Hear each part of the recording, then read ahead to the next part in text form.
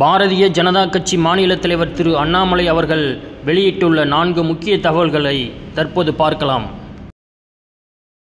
சென்னையில் என்சிபி எனப்படும் மத்திய போதை கடத்தல் தடுப்பு பிரிவு அதிகாரிகள் அடங்கிய தனிப்படை ரகசிய சோதனையில் ஈடுபட்டது. சென்னையிலிருந்து ராமநாதபுரம் வழியாக இலங்கைக்கு விலை உயர்ந்த மெத்தபெட்டமைன் எனப்படும் போதைப் பொருளை கடத்த முயன்ற கும்பலை அதிரடியாக கைது செய்தது. கிளாம்பாக்கம் பஸ் ஸ்டாண்டில் ஃபைசல் ரகுமான் என்பவரும், செங்குன்றம் குடோன் ஒன்றில் மன்சூர் இப்ராஹிம் ஆகியோரையும் அதிகாரிகள் சுற்றி வளைத்தனர். சுமார் 7 கிலோ அளவிலான மெத்தபெட்டமைன் போதைப் பொருளை கைப்பற்றினர்.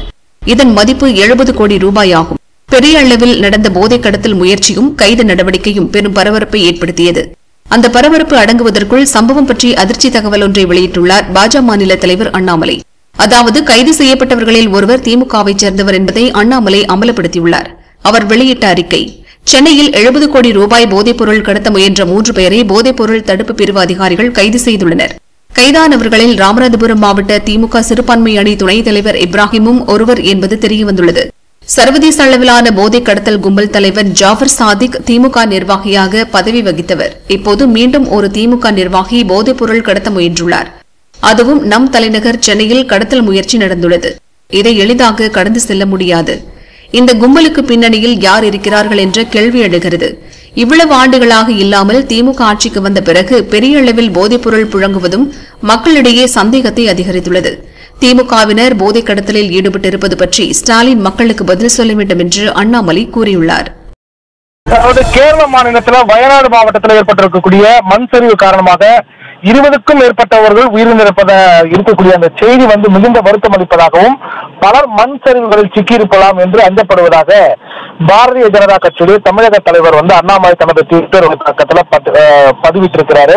அதே நேரத்தில் மண் சரிவுகளில் சிக்கியவர்களுக்கு அவர்களின் குடும்பத்தினருக்கும் மீட்பு நடவடிக்கைகளை உதவுவதற்கு பாத்தீங்கன்னா தமிழ்நாட்டில் இருக்கக்கூடிய ஏபி முருகானந்தம் மாநில பொதுச் செயலாளராக இருக்கக்கூடிய ஏபி முருகானந்தம் அவருடைய தலைமையில பாத்தீங்கன்னா ஈரோடு தெற்கு மாவட்ட தலைவர் வேதானந்தம், திருப்பூர் வடக்கு மாவட்ட தலைவர் செந்தில்வேல், நீலகிரி மாவட்ட தலைவர் மோகன்ராஜ், நீலகிரி மாவட்ட பார்வையாளர் நந்தகுமார் ஆகியோர் அடங்கிய குழு அமைக்கப்பட்டுள்ளதாகவும், வயநாடு மண் சரிவு மீட்பு பணிகளிலும் மண் சரிவால் பாதிக்கப்பட்டுள்ள குடும்பங்களுக்கு தேவையான நிவாரண உதவிகளும் அவர்களுக்கான இதர உதவிகளும் இந்த குழு மேற்கொள்ளும் அப்படின்னு சொல்லிட்டு பாஜக, அதாவது தமிழ்நாடு பாஜக சார்பாக பாரதிய ஜனதா கட்சியுடைய தமிழ்நாடு தலைவர் அண்ணாமலை தனது ட்விட்டர் வலைப்பக்கத்தில் பதிவிட்டிருக்கிறார்.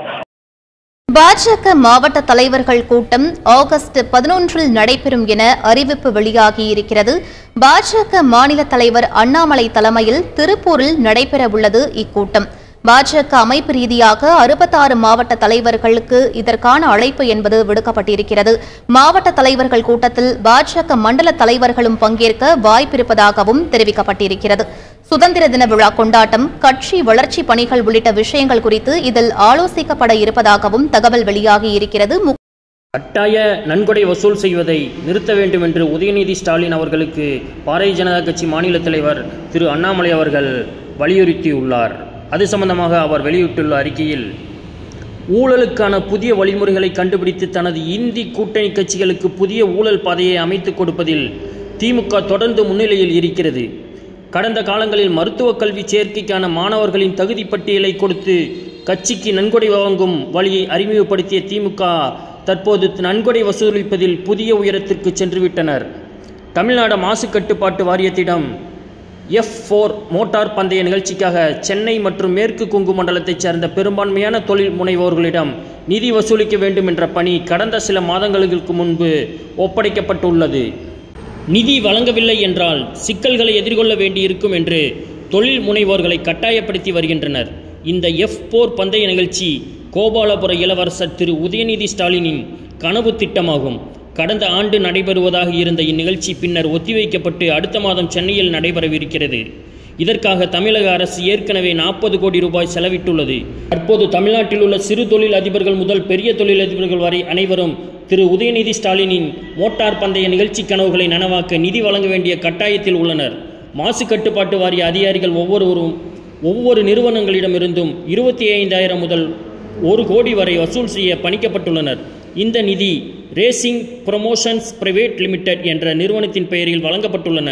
அவர்கள் கேட்கும் நிதி வழங்கப்படவில்லை என்றால் நிறுவனத்தின் மீது தமிழ்நாடு மாசு கட்டுப்பாட்டு வாரிய அதிகாரிகளின் நடவடிக்கைகளை நிச்சயம் எதிர்கொள்ள வேண்டியிருக்கும் என்ற நிலை நிலவுகிறது. இந்த ரேசிங் ப்ரமோஷன்ஸ் பிரைவேட் லிமிடெட் நிறுவனத்தின் தலைவர் மற்றும் நிர்வாக இயக்குநராக கோபாலபுர இளவரசரின் நெருங்கிய நண்பரான திரு அகிலேஷ் ரெட்டி என்பவர் இருப்பது தற்செயலானது அல்ல. இந்த நிறுவனத்தின் வருமானம் மற்றும் நிதி அறிக்கைகளை பொதுவெளியில் வெளியிட வேண்டும் என்று தமிழக பாரதிய ஜனதா கட்சி சார்பாக வலியுறுத்துகிறேன். பொதுமக்கள் கடினமாக உழைத்து சேர்க்கும் பணத்தை திமுக அரசு எப்படி கொள்ளையடிக்கிறது என்பதை தமிழக மக்களும் தெரிந்து கொள்ளட்டும். தனது தனிப்பட்ட ஆசைகளுக்கு நிதி வழங்க தமிழக மக்களை கட்டாயப்படுத்த முடியாது என்பதை திரு உதயநிதி ஸ்டாலின் அவர்களுக்கு நினைவூட்ட விரும்புகிறோம். இவ்வாறு தமிழக பாரதிய ஜனதா கட்சியின் மாநில தலைவர் திரு அண்ணாமலை அவர்கள் அந்த அறிக்கையில் கூறியுள்ளார்.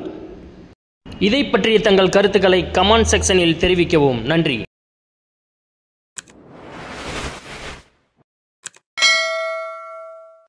இந்த பொல்யூஷன் கண்ட்ரோல் போர்டு கொங்கு பகுதி சென்னை முழுசா ஒரு ஆபீஸா ஏறிட்டு இருக்காங்க. என்ன சொல்றாங்க? அகில் ரெட்டி நடத்தக்கூடிய அந்த ரேசிங் கார் அந்த கம்பெனிக்கு பெரிய ஆளா இருந்தா 1 கோடி ரூபாய் கப்பம் கட்டணும், குறைந்தபட்சம் 25,000 பணம் கொடுக்கணும். பேன் கார்டை கொடுத்து பணம் கட்டின 10 பேர் நம்மகிட்ட சொல்லியிருக்காங்க. நான் பணம் கட்டிட்டேன், இதான் நான் கட்டின ரசீது, அக்கௌண்ட் டிரான்ஸ்பர் பண்ணிருக்கேன், இந்த பேன் கார்டு